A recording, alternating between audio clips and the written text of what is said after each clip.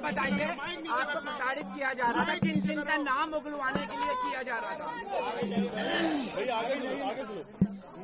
मुझसे मैंने पहले भी अपने इंटरव्यू में कहा है,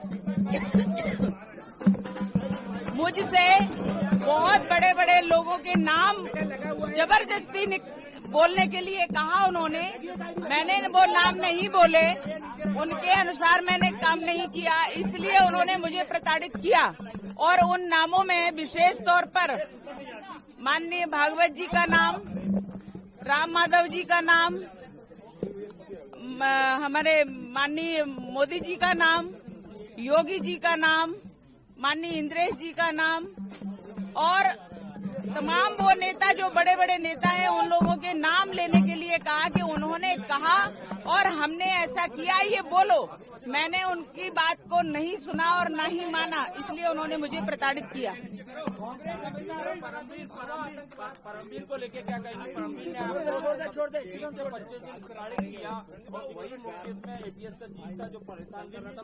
मैंने बार बार ये कहा है, बहुत ही निकृष्ट, बहुत ही अधम व्यक्ति है परमवीर सिंह, क्योंकि उसने हर सीमा पार की है, हर कानून को तोड़ा है और कानून से बाहर जाकर के उसने मुझे प्रताड़नाएं दी हैं। अकेले परमवीर सिंह ने नहीं, पूरे एटीएस के अधिकारियों ने प्रताड़ित किया है, पुरुषों ने प्रताड़ित किया है, हर कानून को तोड़ा है उन्होंने। मुझे गैर कानूनी 13 दिन तक रखा और 11 दिन की कस्टडी, इस प्रकार से मैं 24 दिनों तक पुलिस कस्टडी में रही और प्रताड़नाएं झेलती रही एटीएस की। जब आपको अरेस्ट किया था उस समय इंदौर, शाजापुर के कुछ और लोग जिन्हें अरेस्ट किया था वो अब तक 17 उन्होंने पूरे देश में एटीएस वालों ने एक पूरा भय बना करके रखा था।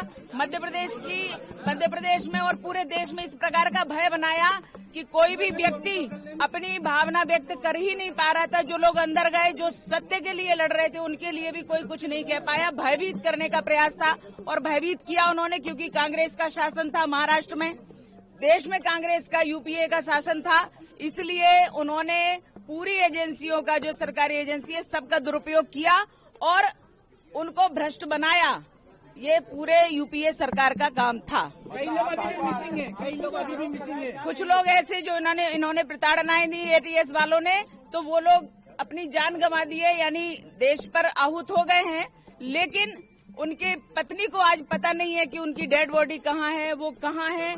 उनकी पत्नी कहती है मैं सदवा हूँ या विधवा हूँ, मुझे कहिए जज साहब, बताइए मुझे। और इसलिए एक व्यक्ति नहीं, कई लोग ऐसे हैं जिनको मारा पीटा और मार डाला, लेकिन उनके आज रिकॉर्ड भी खत्म कर दिए गए। मुस्लिम वर्ग को आकर्षित करने के लिए क्या भगवा आतंकवाद जैसा शब्द गढ़ा गया? हमेशा से मुस्लिमों के लिए उन्होंने तुष्टीकरण की नीति अपनाई है। कांग्रेसियों ने अपने शासन में उन्होंने भरपूर उपयोग किया और हिंदुओं को प्रताड़ित किया। हिंदुओं को किसी भी प्रकार से जो प्रताड़ित कर सकते थे, जेल में डाल सकते थे, उनको मार सकते थे, उनके ऊपर झूठे केस लगा सकते थे, वो सब कुछ किया।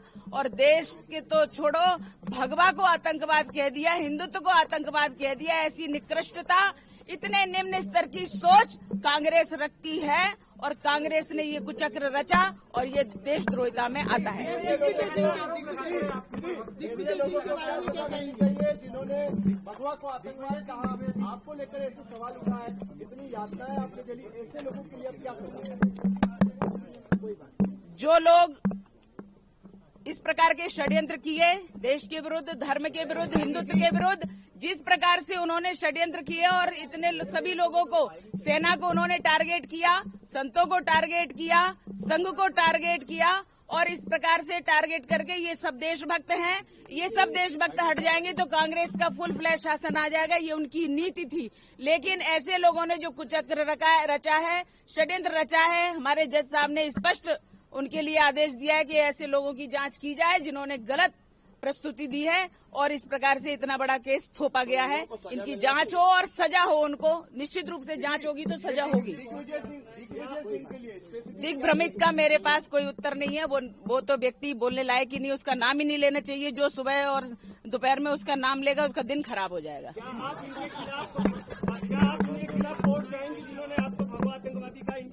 बिल्कुल हमारी रणनीति जो रहेगी वो निश्चित रूप से हम आपको अवगत कराएंगे उसके बारे में। और जिन्होंने अत्याचार किए उनको तो निश्चित रूप से सजा मिलनी ही चाहिए। राजनीति में वापसी को लेकर क्या कुछ विचार आपका? हम राष्ट्र नीति करते हैं। राजनीति